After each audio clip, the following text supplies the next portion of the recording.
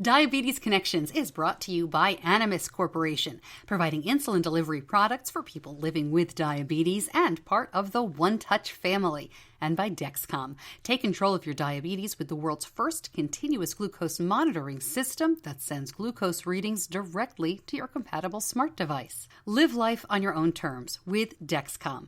Hi, it's Stacey. This podcast is not intended as medical advice. I'm not a doctor. If you have those kinds of questions, please contact your healthcare provider.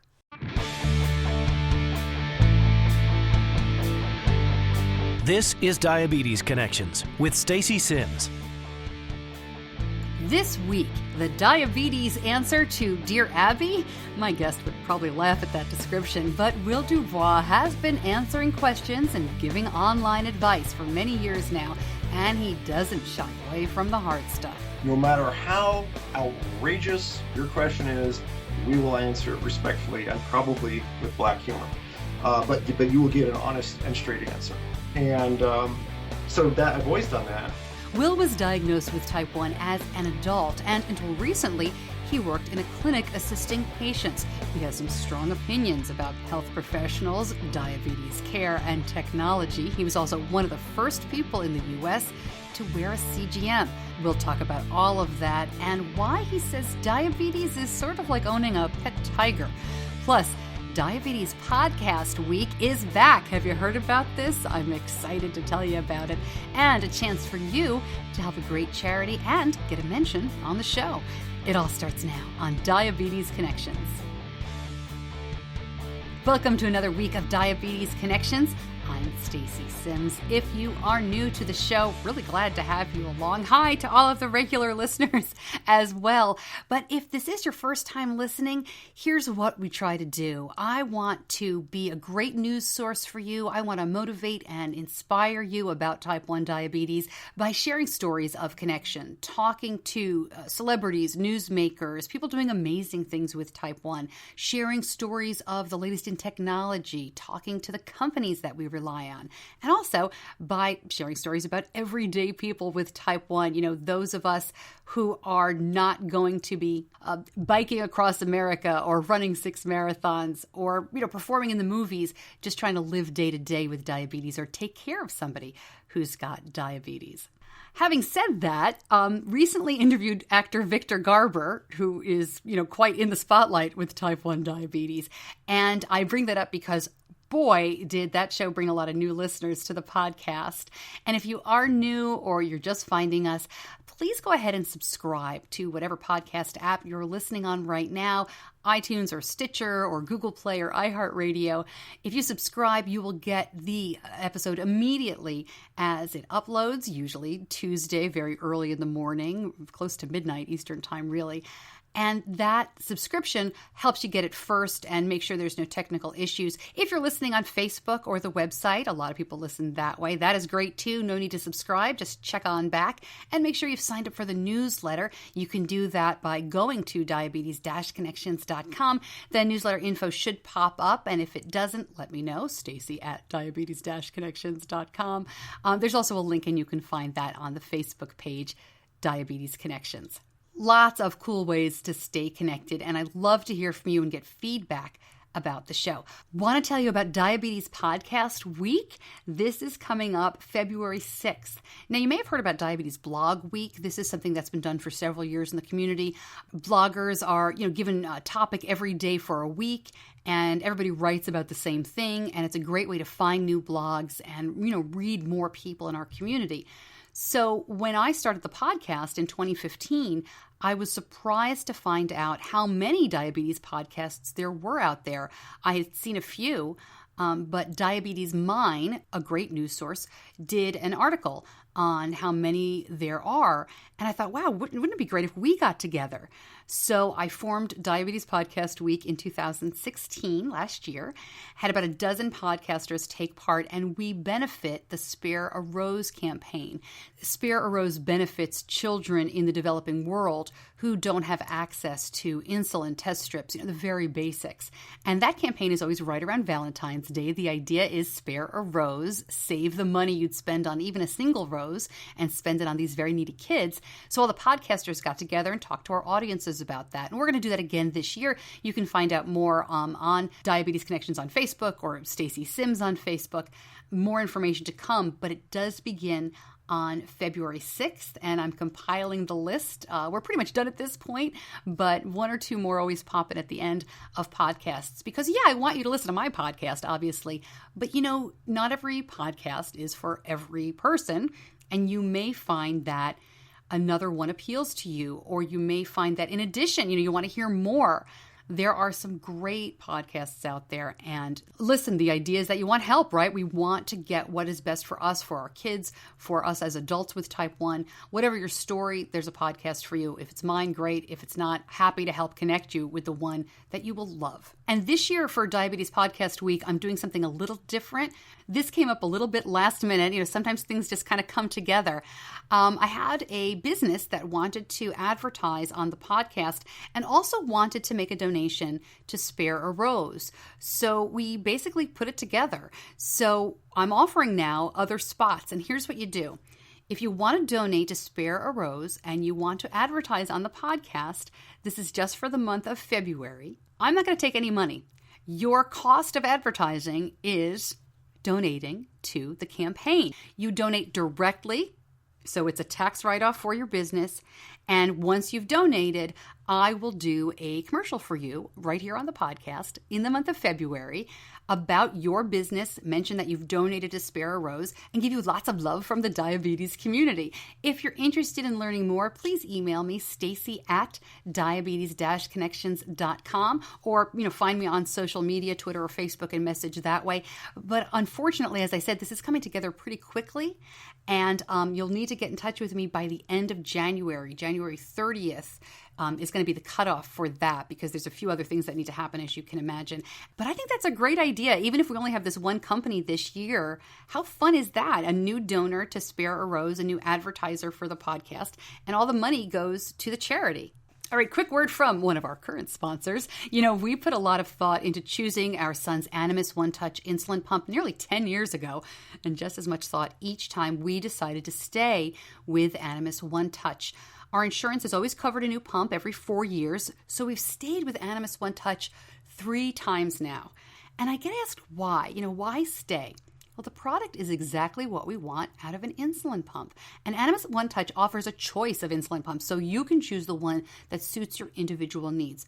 Customer service is incredible. Animas One Touch pumps fit Benny's very active lifestyle. To find out more, go to diabetes-connections.com and click on the Animas, part of the One Touch family logo. My guest this week is Wil Dubois, and many of you are familiar with his writings. He has written for years at DiabetesMine as their resident advice columnist. That's how I found him when my son was first diagnosed. He's written several books, and we talk about that, and I've read most of them because I found them to be very helpful as well. Wil is known for no BS, right? For telling it like it is. In fact, I think one of his most popular columns was called No BS with Uncle Wil. And it was about drinking. It was about alcohol and type 1. And it was it was aimed at college-aged people. So when we talk about that, but I need to give you a heads up because I interviewed Wil at the end of 2016. And frankly, he was somebody that I'd wanted to talk to for a very long time. I'm a big fan.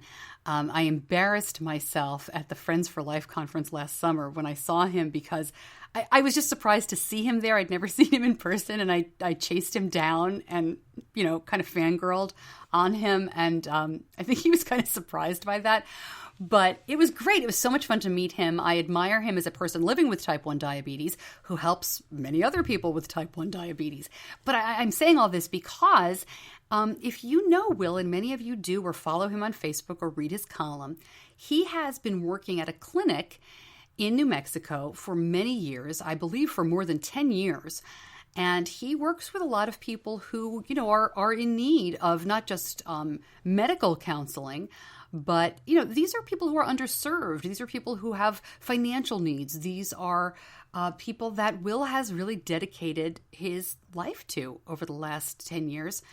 and he was let go. So I contacted Wil a couple of days ago and talked about how he wanted to address this, because in the interview we talk about, his work, and we talk about his passion for it. And I guess I really need to correct myself. He wasn't let go technically, but as happens, they took away all his responsibilities, and he was really left with no choice. You can read the column. He asked me to just link up the column that he wrote all about it. And I just want to say he also wrote that he was blown away by the support and how quickly the word spread. Quote from Wil here, "You are all fabulous and wonderful, and it was an awesome reminder to me that I am not alone in diabetes, but rather part of a strong and beautiful family." End quote. So, that stinks, obviously. My heart goes out to his patients as well as to Wil.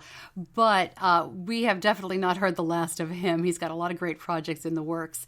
And again, I will link up his column and all of his information at diabetes-connections.com. Full interview in just a moment. Let me tell you about Dexcom. Prior to using the Dexcom system, we were checking my son's blood sugar 6 times a day or more, which, as you can imagine, was kind of difficult during his toddler years. But those finger sticks were not providing the entire picture.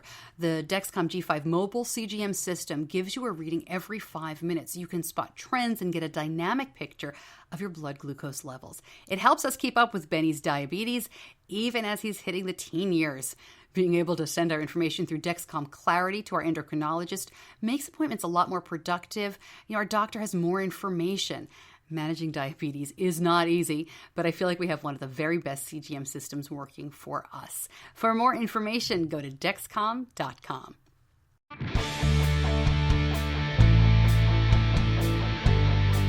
At the top of the show, I called Wil Dubois possibly the Dear Abby of the diabetes community. I'm not sure that description really fits. I picture Dear Abby as, sitting there with a notebook and a pen and a cup of tea and dispensing etiquette and advice. And I rather picture Wil as shaking his head, drinking his coffee, and banging out some no-holds-barred advice to our community. I highly recommend you check out his columns. All of them are online. As he says, the early ones are perhaps a little bit PG-13, but really terrific stuff. Very valuable advice. And I was thrilled to talk to him. Hey, Wil, thank you so much for making time for me today. I am really looking forward to talking to you. Well, it's a pleasure to be here. Thanks for having me on. Absolutely. You've given people a lot of advice over the years. I mean, you write an advice column, you've written books, but let's start by talking about you. Your diagnosis came not as a kid, as seems to be more and more the case, at least from my perspective. You were diagnosed as an adult. Can you tell me about that? Sure. And, at the time, it was just long enough ago that was really rare. So I joke that I've actually had every kind of diabetes except gestational diabetes. Because when they first, 40-year-old guy, crazy high blood sugar, they assume I'm a type 2. And my family doc puts me on, I think it was a Vandamet or something like that. And as we now know from type 1s put on orals during the honeymoon stage, it can make a brief improvement. And they thought they had it, and that's what I thought I had. And I started studying everything about type 2 diabetes, and then I got very, very sick. And I went back to my doctor, and he said, well, I don't know what's going on, but we're going to get you an emergency endocrinology appointment. And they started me on Lantus to keep me alive till my emergency appointment, which was 6 weeks in the future, because we have so few endos here in New Mexico. And so then I go down to the endo and meet her, and she does some stuff, says, oh, you're not a type 2, you're a type 1.5. And I'm like, what? And so I try to go online and find out all about that. The next time I go back and they test me and there's 0 insulin, and she says, oh, congratulations, you've been promoted to a type 1. So then I had to study type 1. So I feel I know all the diabetes very well. Can you take a second, though, and explain what 1.5 is? They kicked that around a lot. Back in that time, it was an intended thing for someone who maybe has got some insulin production, sort of a hybrid between type 1 and type 2. It's a little bit been dropped. It's sometimes been used for the LADA, adult diagnosis, which is basically just type 1 that happens a little slower for whatever reason to adults than it does in kids. And so it's one of those titles that never quite has found a home. When you were diagnosed, were you already working in healthcare? No, I was not. I was actually running a photography photo lab. I'm a little stunned. I thought you were going to say, yes, I was in school and I had done this and I done. What kind of photo lab? I never even took biology in junior high school. I didn't know a damn thing about health or about medicine or anything like that. But there was just such a shocking lack of resources here in my state. When I was diagnosed, we had just gotten the internet here and maybe electricity 2 days before. And that wasn't that bad. But we were slow to get internet. And there was no diabetes educators anywhere in the northeast part of my state. Wow. I had nowhere to learn. So, you join the ADA and you read the magazine, you try to figure it out. And then I went online, and there was just the very beginnings of some early online community. There really wasn't much happening then.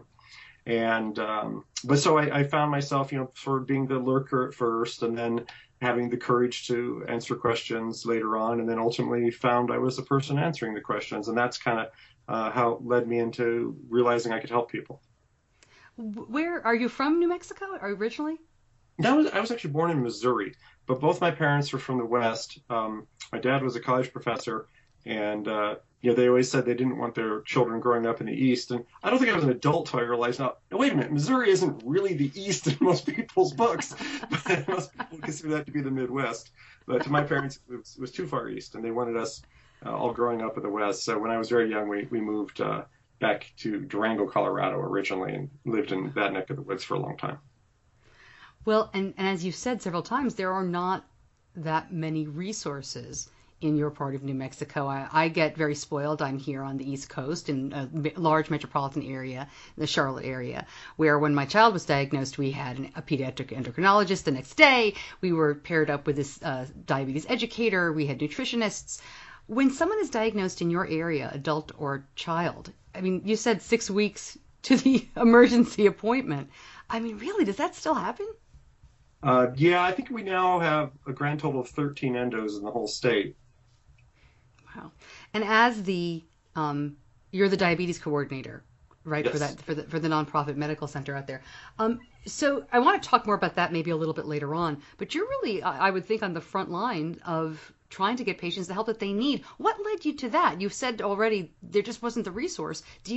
Are you surprised that you've become one yourself? Sometimes I wake up and say, how the heck did this happen? Yeah, it's a much longer and more boring story than would interest your readers, but you could just picture me sitting on the curb in front of the clinic with a little sign that will work for insulin, and they eventually hired me. It's actually even more bizarre than that. There was a federal grant for this health center to get a community health worker type person, who's sort of, an unlicensed peer educator type position. They'd had a bad experience, the diabetes educator, in training several years before, so they really weren't taking the program seriously, but it was federal money, and then they had to use part of it to hire somebody, and then they could use the rest for general operations where they had more troubles. And they had a person picked out, but then that person got a job with the post office, and they had 48 hours to find someone. So they frantically called a couple different diabetes educators, and my diabetes educator said, oh, I got this guy who's really smart and really knows this stuff and would probably do great there. And so they called me, and then I had all these crazy technical issues. We were joking, you'd had a few technical issues earlier today. We'd been hit by lightning, and so I had to get my resume. And so it was the resume was on one computer, but it wouldn't talk to the printer. And so I had to burn a CD and then put it on a flash drive and do these 12 different things. I had 1 hour to do this. I was totally frantic. And so I go up and, there's nobody else applied. So and then, for the first 6 months that I'm there, if you're a fan of The Princess Bride, there's a great scene where the dread pirate Robert every day tells William, good work today, William, I'll most likely kill you in the morning. That was sort of my job. It's great work, but don't unpack, just leave your stuff in the boxes. You're going to be out of here in a year. And in a year, when the grant was up, they actually looked at our numbers and saw how much we had grown the population under treatment. We had about 30 people with diabetes on the books when I started there. And by the end of the first year, we had 130, and then the original 30 were having better outcomes. And they're like, hey, this thing's really working. And so they went ahead and got another grant, kept me on a second year, and on it went. And now I'm going into my 12th year there. Wow. Not on grants anymore. Okay. part of the general. I don't live and die by grants. I'm just regularly funded. They can't bill for me. They don't make any money on me, but they believe that it benefits the people with diabetes. So I'm just part of the general fund. Well, and I guess then the question is, what?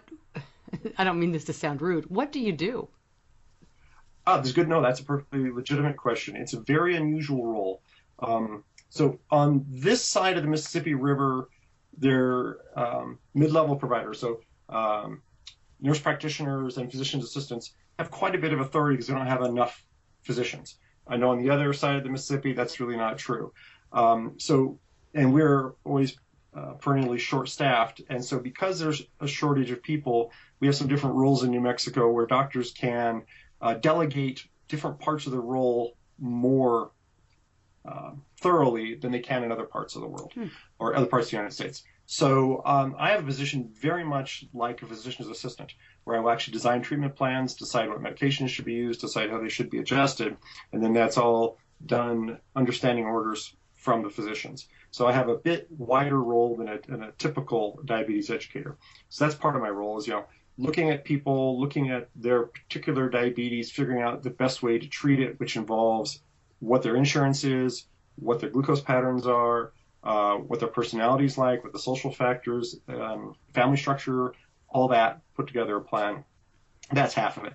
The other half is just what any other diabetes educator would do, which was, trying to inspire people to make change a little bit at a time, make sure they understand their medications, their gear, just understand the disease process, kind of help them, guide them through the whole experience. And we do it generally one-on-one or with their immediate families. We don't do group education.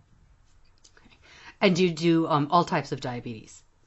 Yes. So I've got about 10% of my folks are type 1, which is more than you would expect based on prevalence. But because I have type 1, people come from a little bit wider catchment area. We serve about a 500 square mile area as our primary service area. But we'll take people from further away. So we'll have people drive a couple hundred miles sometimes just because there's such a lack of resources and because people feel more comfortable having a diabetes educator who is experiencing the same thing that they are. Over the 12 years that you've been doing this, the technology has certainly changed. Not that much, but it certainly has changed with CGMs and other things. But what are the questions? And have the questions and the concerns that people have when they come in, have those changed much in the last decade? No, unfortunately, the biggest concerns people have are the struggles and the lack of understanding. Like, why won't my health insurance company help me? Why doesn't my health insurance company want me to be healthy? Isn't that cheaper for them? And of course, the answer is yes, but that's not the way the health insurance industry works. And that we thought might get better with the Affordable Care Act, and nothing fundamentally changed in terms of how insurance companies function. And now, of course, who knows what's going to happen. There's a lot of uncertainty right now in the public health space with the incoming administration. So, we have to wait and see. Nobody really knows what's going to happen until it happens. It's got a lot of people on edge. It is incredible to me that that's really that was our biggest question. When my son was diagnosed, we certainly had questions about how to treat it, but I was the one working full-time with health insurance. My husband owned his own business. And the first question was, do I quit? Is it better to quit and stay home with my kid? Or do I hang on to the health insurance? And for many, many reasons, it was much better for me to stay at work, mostly because I loved it and he was fine. But, he wasn't yet 2, so it was a little crazy. But, all right, so how do you go from then you're working in a photo shop, you go to you're now an educator, then you're writing advice columns. How does that happen? So I was early in actually even before I was working in healthcare, when I was still sort of lurking on the internet, there was a discussion board. I think they were called boards back then. It was, and it was called Diabetes Talk Fest. And so Gina Capone was one in the East. I forget who was on the West. But anyway, there was these 2 people. One was a type 1 like me, and one was a parent of type 1 like you. And they created this little board. Maybe there were like 16 people at the time that I had joined it, right? And so we had this, little discussion things, and so good old fashioned. I don't even remember if that's what they were called, but here you go on, you type, and you respond to people. So at 3 in the morning, like, oh boy, there's other people like me out there, because it was really kind of lonely having type 1. at that time. And I had a very early problem because I was sort of an excessive control freak early on with the diabetes, and I had this insane idea that I needed my A1C in the fives, which of course I know now is actually really quite dangerous. Anyway, so I had so many lows, I burned out my ability to feel them and became hypo unaware for a time. And this was luckily right at the time Medtronic introduced their first commercially available CGM. That was the first non-doctor office, non-blinded CGM, and they only sold them in 7 cities. And so I ended up having to go to Texas to get one. And because this was such a brand new technology, everybody was so excited. I actually had they told me later, I learned I had the 30th unit sold in the United States. And I've been using it continuously since then. So there was a lot of excitement. So I was starting to write about it. And I was taking up too much space on the discussion board, so they kicked me out. And so Gina created a blog for me. I'm like, what the hell is a blog? I had never heard of a blog. So it was kind of like a diary. It's like, why did I say it? I totally didn't get it. And there were very few diabetes blogs at the time. But because I was kicked off TalkFest, then I started this blog. So that was the original Guardian Chronicles blog. And that's when I started writing. And that's when there were, again, very, very few people in the social media space, some of the people who are still around. And there were a few enough people you could like get up in the morning, have a cup of coffee and read everybody's blog. It was actually wonderful in its way, although it didn't reach as many people as the social media environment reaches now. Anyway, so that's how I started writing. And then I had always done writing off and on. I mean, before the Photo Lab days, I had actually worked in a newspaper, and my mom was a journalist, so it had always been a thing, always did some on and off. But so as I started writing first just on blogging, and then it's like, well, I'm having a hard time paying for this insulin. Maybe I can make some money writing about diabetes. And so I'd start pitching articles to different markets here and there. And one thing led to another, and now it's half of our family income still comes from writing about diabetes. Wow. And help me with the chronology here. Did you write your books at the same time, or were those after the column started? I wrote books later.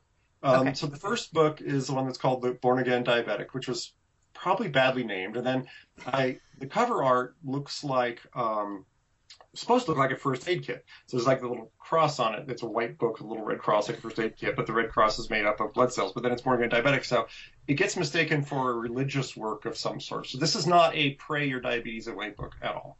But this book I wrote after I'd been at the clinic about 2 years, I think. And what I was recognizing in my patient base was a lot of people had been diagnosed, maybe a decade before, and knew nothing, or had forgotten things, or had been taught horrible bullshit that was wrong. And as I was looking at the different books that were available in the diabetes space, they were all for the newly diagnosed, or this, that, or the other thing, or different diets, but there was really sort of nothing for someone who'd maybe fallen off the wagon, and I thought there was a need for that. And when I first talked to some of the different publishers, they're like, well, why do we want to write a book for losers? Was kind of their attitude. I'm like, what? Seriously? So anyway, that book, that's an older book, and of course it's an ebook and it's a paper book, and it's a wonderful audiobook. The lady that did the audiobook is fabulous. The book has some really deep, dark humor because it's written for people who already have diabetes, pretty much have a pretty dark view of the world for a bit. So it's a fun book, and she really caught the spirit of it in the audiobook. So it still sells pretty well. So that was the first book. And then I was doing some work as well with the University of New Mexico for a time where we were training community health workers at other sites and at the Indian tribes as well. And sort of to become people somewhat like I was functioning. So they brought me on board to help design curriculum and help teach. And one of the things that came up out of that was they wanted me to do a literature review of everything that was available for like the brand new diagnosed person. What's the best book to give somebody on day one? And I really couldn't find anything that was appropriate. There was a lot of great books, but they were, a 300-page book. And when you're diagnosed, you're like, am I going to die? That's all you want to know. Yes. So I felt there was a need for something simple. And that's where we came up with that little Taming the Tiger book, which is about the size of a pack of cigarettes only, maybe. I love that book. That's one of the first things I found. I love that. It's a great book. Yeah, you can read it in an hour. It's slightly big print. It's just basically letting you know everything's going to be okay. But I call it a first-year survival guide. It's like, this is what happened to you, and this is what happens next, and that's all you need to know. You don't need to know the diabetes, comes from the Latin to dehydrate or whatever the heck it means. Anyway, so, and some of these books just have more information than they need. And this one's really clean down and simple. Can you talk a little bit about the tiger analogy? Why you sure. chose that? I actually will use that with my patients. So the analogy says that, can you have a pet tiger? And the answer is, well, of course you could, if you took good care of it. If you groomed it well and fed it well and never turned your back on it, you could have the tiger in your living room. But that if you neglect the tiger, it will pounce on you, tear you to shreds, and eat your head. And that's what diabetes is. If you respect it and take care of it, it's actually kind of a harmless parasite. And, I think Bill Plansky is the one that said, in control diabetes is the leading cause of absolutely nothing. Yeah. And people think that diabetes automatically means all these bad things. No, it doesn't. Diabetes makes it hard to control the blood sugar. And high levels of sugar are toxic to all living cells. It's that simple. Control the sugar, control your destiny. But we wanted an analogy that'd be easy to grab. So yeah, that's where the tiger analogy came from. I love that. I know the book is more based on type 2, but it is definitely helps. It is more geared for type 2, yeah. I don't care. It helped me a lot, so thanks. Well, I'm glad to hear that. Then the book that would have helped you the most would have been in 2010. That's Beyond Fingersticks. That's the book everybody expected me to write first. And that's a book about continuous glucose monitoring, because that's how I kind of started my diabetes writing career, was talking about I read that one too, but that was 4 years after my kid's diagnosis, so we were okay. in CGM. But I've read that. I'm over here reading everything. Yeah, actually, to be honest, that's not my favorite book. It was a hard book to write because the technology was changing so quickly, and nobody had written about it before, so there really wasn't a good framework. And I put it off because I kept trying to figure out, well, how do you write about it? And so, yeah, so it's sort of it's kind of more, I guess you'd say it's a user's manual for CGM, but it's a bit more, the CGMs didn't used to be as good as they are now. They're quite good now, and they're getting frighteningly better. Yeah. I mean, we're to the point this spring where for the first time we're going to have insulin pumps that are going to operate their basal off of CGM reading. I mean, that's pretty amazing. If you look at some of the original ones, it wasn't that uncommon. You'd look at your meter. Of course, the meters are crap anyway. But if you look at the meter and you look at CGM and they're like 100 points off, you're like, well, who do I believe? But there was still valid information because the finger sticks are static and the CGM is moving. So if you're kind of high and getting higher, well, that's useful if you incorporate that information, right? And if you're like kind of okay but dropping like a rock, even if the number's wrong, that trend and that flow rate, that's incredibly powerful. So that book was largely teaching people how to break out of that thinking in a fingerstick mode, which is very static, into thinking about blood sugar as a fluid moving thing that you kind of need to surf. I want to go back for a moment. I'm sure a few listeners said the meters are crap. Can you explain what I know. Can you explain that? Don't know that. Just test your finger twice with 2 strips of blood. A lot of the meters, so there's a movement toward trying to make meters better, but meters historically are horrible. Even in the last few years, it was very common to have meters with maybe a 20% allowable error range. Well, if you take any number and go 20% in either direction, that's a whole lot of blood sugar points where the result might fall. And somewhere along the line, I think patients got the idea that the meters told gospel truth, but they really don't. Meters were starting to get good about 5 years ago, and then things went the other direction. And actually a little more recently than 5 years ago is when we get Medicare dipping into this idea of competitive bidding. So Medicare stops paying for really good meters and starts buying our most vulnerable persons with diabetes, our most vulnerable patients are our elders. And now they're getting these cruddy meters from overseas that are, some of which are quite horrifying in their accuracy, but they're cheap, they're dirt cheap. And of course, where Medicare, CMS goes, commercial insurance follows. So we're starting to see a lot of changes. The first thing we saw was you couldn't choose your meter. We used to have all these wonderful meters to choose from with great features that some would suit one person better than another. And that went away. Meters became formulary, just like a drug. Oh, you have Blue Cross. This is a meter you get. Doesn't matter if it's good for you or not. And now we're seeing a lot of the payers going to let's just call it non-name brand meters. Meters you'd be like, what? A blood sugar-o-matic? I've never heard of that. Or whatever. Sorry to laugh. That's fine. And when you get the instruction manual out and you can't find English, you can worry about your meters any good. And I'm sure overseas there's some great meters, but I've seen some really horrifying meters, and I've seen the results of people making treatment decisions based on meters that have given them erroneous information, and you can imagine how that can play out in bad ways in either direction. So the meters are very poor. There is definitely a lot of patient agitation around trying to improve it. FDA is making some changes I think could make it better, including some sort of post-market stuff. Because right now, you just got to prove, like you can sort of, when you're doing your clinical trials for approval, you can kind of use your best product. And historically, there hasn't been a lot of follow-up to see if what's coming off the assembly line really matches what you filed with your submission. And that's going to change, and that's going to help.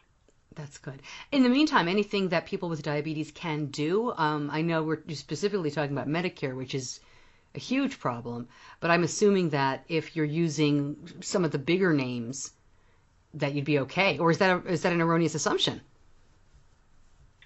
I think most of what we consider the name brand meters are generally pretty good. Some are better than others, and in the near future, there's going to be something sort of like on a milk carton where you can read the carbs and the calories and the fat. There's going to be a label on test strips showing how well they compare to each other.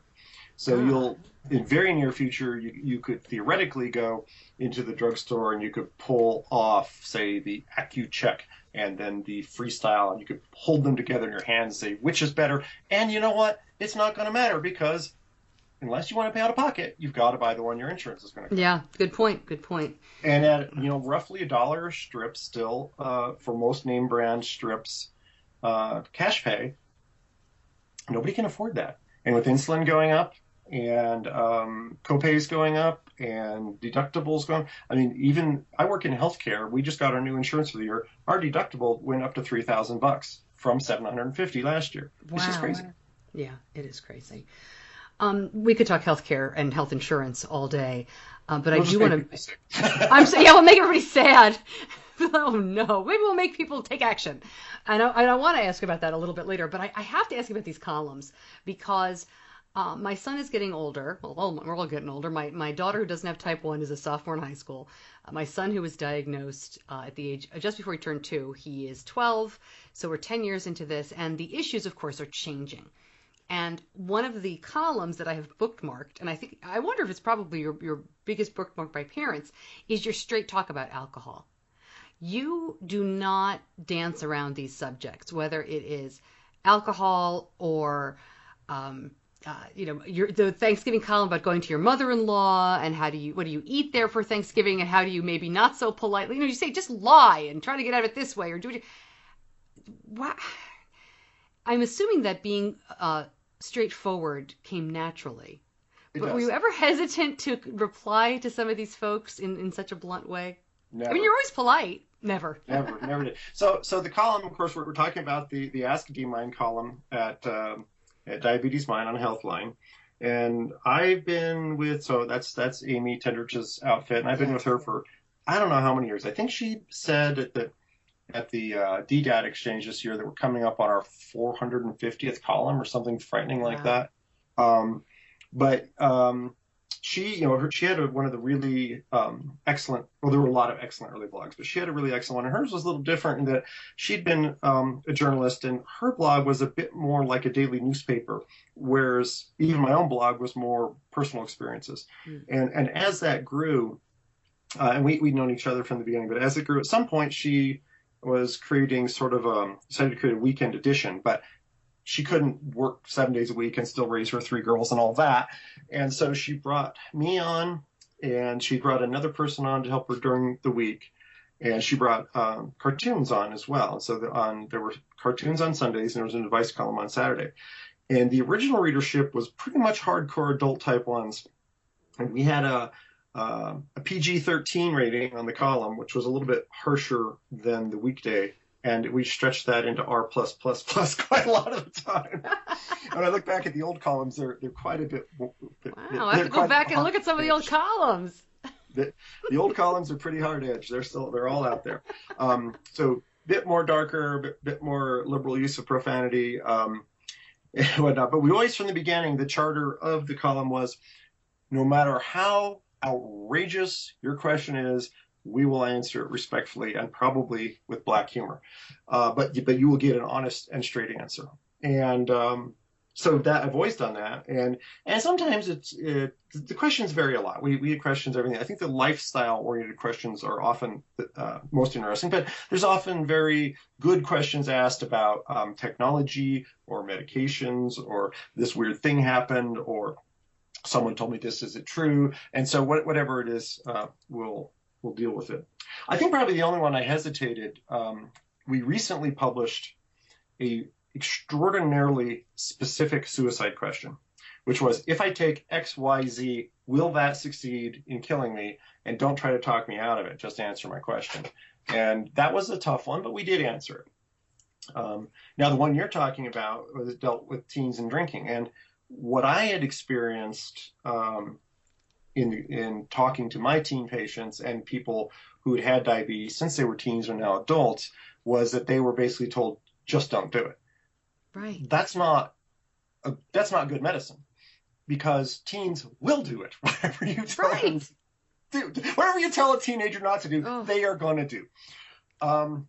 So then it really falls to us, if we wanted to be serious about providing good medicine, binge drinking is not ever entirely safe for people with diabetes, but there's things you can do to make it less dangerous.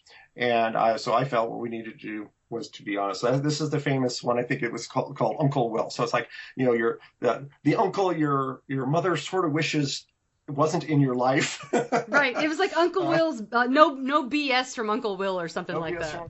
Yeah. So I wrote this sort of open letter to teenagers, essentially telling them how to safely drink if they're going to drink. And I did get a tremendous number of emails from mothers of kids with diabetes who were yet a little too young, saying, I've printed this out, I put it in an envelope, I put it in a file, I've set it aside. When my kid turns 15, I'm going to give this to him or her to read. And I thought that was very gratifying to me. Yeah, well, I'm probably one of those, because that's my plan. But did you hear from parents? Did you hear from parents who were upset? Very few. Good. But of course, there's always. You can't say anything without upsetting somebody, which is one reason why I actually have very little trouble just speaking the truth as I see it, because you're going to piss off somebody. If you say cottage cheese is white, someone will get that's just the nature of the country. So the one that actually got the most people mad at me was, honest to God, not my fault. I had a question one time that basically it was from an adult type one. I said, hey, when I was a kid, we had this horrible MPH. It spiked in the middle of the night. My mom just gave me ice cream each night, put me to bed, checked on me in the morning. None of this waking me up, and poked my finger in the middle of the night. And do you think today's kids are spoiled? So, and there was some other parts of the question, but so I was specifically asked, do you think modern kids are spoiled in this context? And so after some point during the column, I responded to his direct question saying, yeah, I think your kids are spoiled. Well, unfortunately, something went wrong when we uploaded the column, and half of his question got deleted. And so it looked like I was just out of the blue saying, these modern kids are spoiled by these helicopter moms. And oh my gosh, I've never gotten so much hate mail in my life. Anyway. And it went on about 3 weeks, and the tenor of it just got so bad that they did end up printing this, oops, our bad, we cut off part of the question. But I don't think most of the people ever read that. So caused a little bit of hate and discontent. The other area where I always expect some hate and discontent, and I'm surprised I don't get as much of it as I should, I'm a very, very harsh critic of the AADE and in sort of diabetes educators in general. And there's a lot of reasons for that. I think the organization has done a lot the organization's job is to promote their membership, but I believe their way of going about that is trying to make it difficult for people to become diabetes educators. And I think during an epidemic that is being a participant in genocide. And so I've said things like that.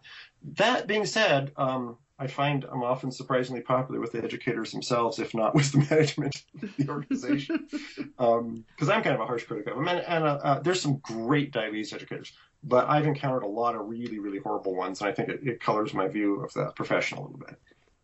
What would your advice be to people who go see an educator? I mean, what would be a red flag to you that this person, if they have an option to see somebody else, that this CDE or this endocrinologist is lousy and isn't somebody that they should stay with if they don't have to?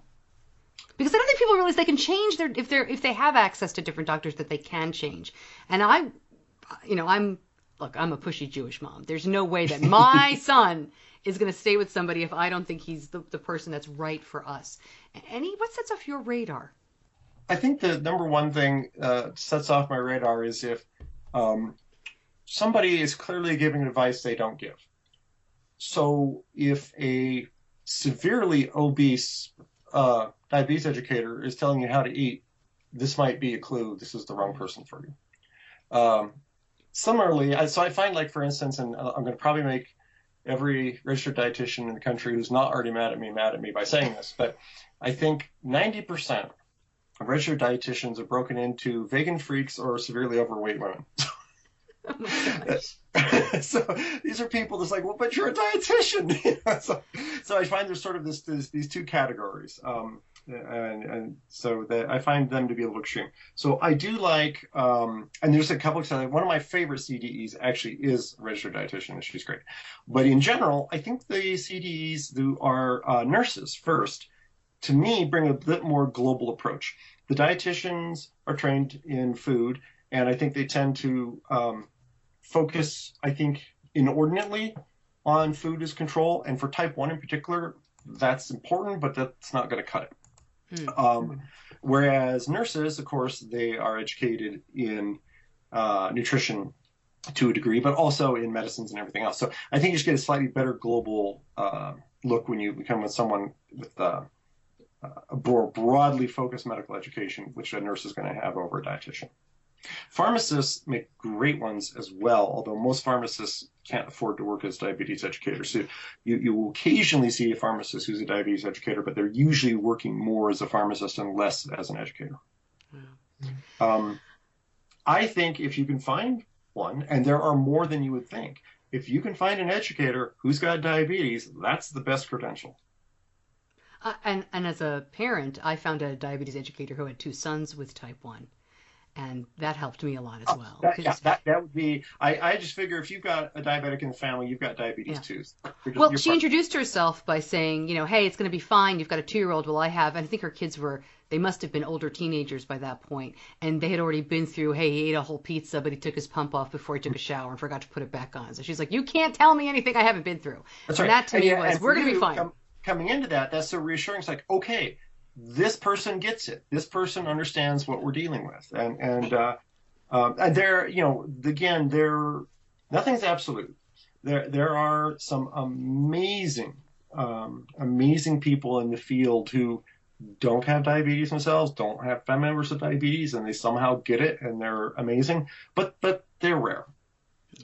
And speaking of people who get it, you've mentioned a couple of different conferences, I think, as we've been speaking. Was the Friends for Life conference where I met you last summer, was that the first time you'd been to Friends for Life? That was the first time I've been to Friends for Life. What did you think? I mean, I have to say, I kind of saw you walking around with a big smile on your face. Did you enjoy it? Was it educational, or was it just interesting? It was awesome. It's hard to describe when you're an extreme minority what it's like to all of a sudden discover you have a country. Because, I'm so used to being, sort of the odd duck out and not meeting, even the people I work with, the majority of them are type 2s, and you don't get to see type 1s very often, certainly not in the wild. And yet to see, so at Friends for Life, there's a colored badge that kind of indicates, do you have diabetes, or did your kid have diabetes, or are you a drug rep, or whatever the other categories. And sometimes people wear multiple bands if they fit into multiple categories. So as you looked around, everywhere you were surrounded by your own kind. But even more impressive than that to me was the younger crowd. They Dad just, I mean, just everywhere I turned, like, oh, there's an Omnipod on somebody's arm. Oh, there's a CGM sensor. And these young kids, and by young kids, I'm talking teens, basically. Yeah. I mean, there were kids of all ages there, but there were swarms of teens. And they were just so relaxed about their gear and presence of it on their bodies. And I think they just had a better acceptance of diabetes than any other generation. And I just think that's great. I agree. It's funny over the years how I have been sort of pushing, like, well, look at this, and you can do this with diabetes, or you could. My son's like, of course I can. It doesn't seem to be a generation where they're getting told no as much as in the past, which I think is pretty incredible. And I think it's thanks a lot to people like you. Oh, thank you. Oh, you're welcome. But it does take a lot of education, and it takes a lot of yelling and screaming sometimes to get through to people. Did you get a chance to talk to any of those teens or any of the kids? I did. I talked to all kinds of people there, and it was just really amazing. It really was a couple days of just unbelievable. It's just unbelievably relaxing. And then it's like, it's an ecosystem where you can exist, because like there are baskets of glucose tablets everywhere, right? If you forget yours, there they are. All the food is labeled. It's like, oh my God, this is so great. I don't have to count my carbs. Although I did see at least one kid who had the biggest plate of macaroni and cheese I have seen in my life. And I'm a big fan of macaroni and cheese. And I had to keep thinking to myself, like, okay, so he knew how many carbs are in the serving. He's eating 40 servings. I don't know. We had a night where my son had dessert. We were eating with other people, and they all were looking at me and looking at the plate and looking at me and looking at the plate, like, are you going to say something? And it was probably 80 carbs of dessert. I mean, it was something we don't normally do. It was something pretty outrageous, but that swimming pool is open till, I don't know, 11:30 or midnight, right. And he was heading there next. So it all worked out just fine. And in fact, I have the Dexcom G5, so I was able to snap a picture overnight and send it to one of the people we had dessert with and say, like, this is what happens when you're 11 and you swim for 2 hours. So it worked out just fine. I can remember, so one of the first big conferences I went to, Roche, to their credit, although so Roche is the people who own the Accu-Check line of stuff. They were one of the first of the big industry players to try to engage with the the online community, basically the social media crowd, which was an incredibly dangerous thing at the time, because big companies did not engage with their customers at all, much less online. And there's all kinds of weird rules as to what the FDA lets you engage with your with patients. But they did, and it was rocky, but it was a marvelous outreach. But the first one of these I went to is when I got to meet a lot of the other bloggers in person for the first time. And that was an amazing experience, much like Friends for Life on a small scale. But on that first one, there were like 2 of us had CGMs, and there were 3 or 4 of these conferences annually. And at each one, the number of these devices increased. And these were on sort of the cutting edge people who were very engaged. But when I was at Friends for Life, these devices were everywhere. And if there's ever been a life-changing device other than the iPhone, it would have to be the CGM. Yeah, it is pretty incredible. And as you said earlier, how much better and more accurate they are getting. We just started using one in 2013. And the improvements I've seen in that short time have been incredible. What you've seen must be remarkable. Yeah, they just keep getting better. But even then, every once in a while, it'll just do the funky chicken dance in the middle of the night. I'm like, What? I'm not at 20. I'm at 200. And so I have this fear about letting these things power insulin pumps, although we are already to that point. And I hope to try, Medtronic's new toy this spring when it officially gets out.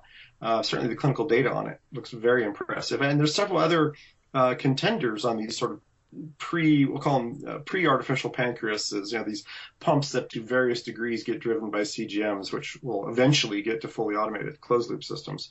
We're right on the cusp of this happening. And, in some ways I fear the technology is not ready, but here it is. So I'm of course, doing it myself, I don't always do so well either. So why not let the machine have a whack at it?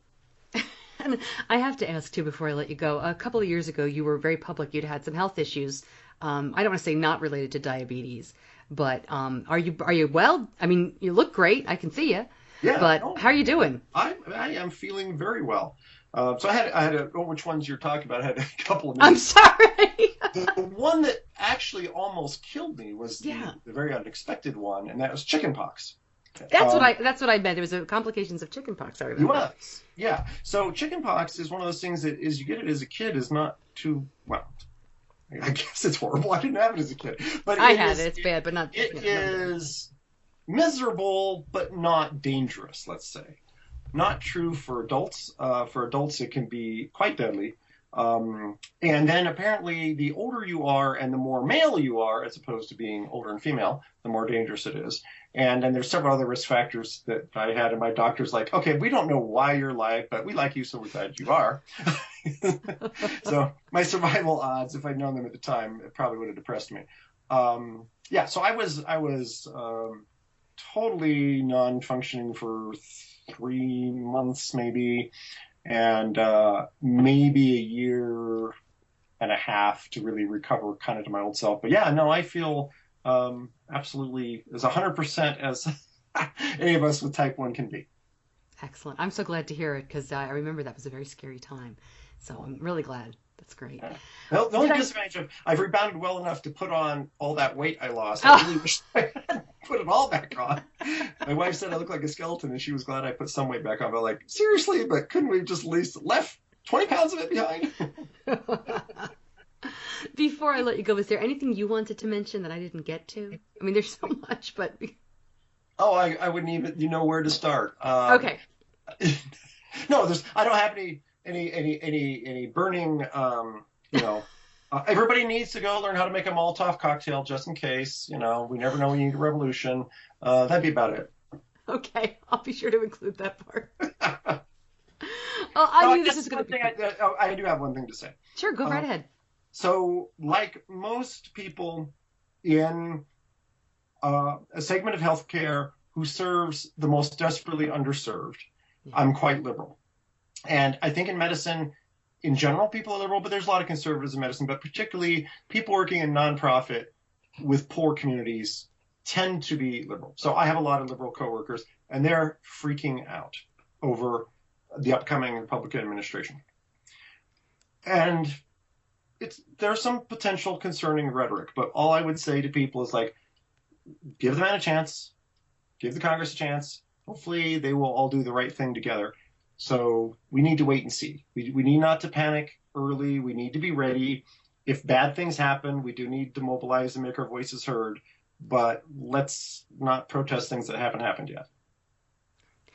Well, on that note, which I think is very well said, and I've heard from a lot of people who are very nervous right now, I think that's very good advice. So, Wil, thank you so much for being with me. Your humor is so appreciated. Your advice is terrific. And I'm thrilled to get to know you after years of reading you. Thanks for being with me. My pleasure. It was a lot of fun. Thank you for having me on.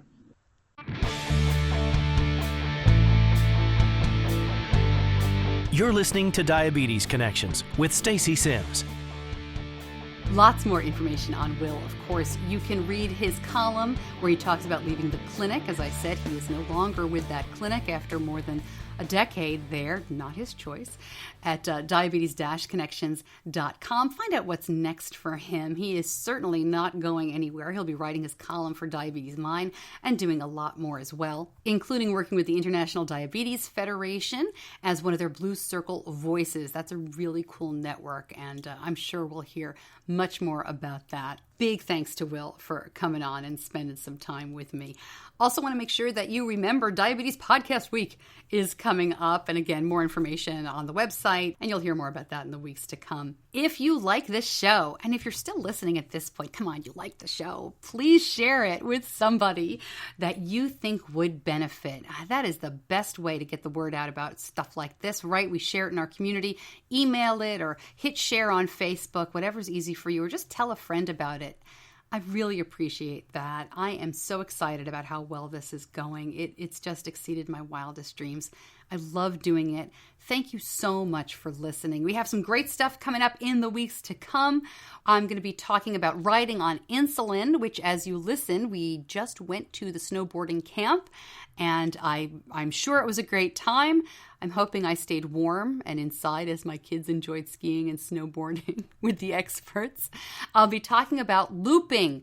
What the heck is looping? Many people in our community are talking about this, are doing this. What makes it different from Open APS and Night Scout? And, what are all of these terms and technologies that are coming out from the community itself? So we'll be sharing that information in the weeks to come. And of course, Diabetes Podcast Week and Helping Spare a Rose. Don't forget to contact me if you would like to donate and also have your business mentioned on the podcast. The deadline for that, I need to hear from you by January 30th. Again, thank you so much for listening. I'm Stacey Sims, and I'll see you back here next week.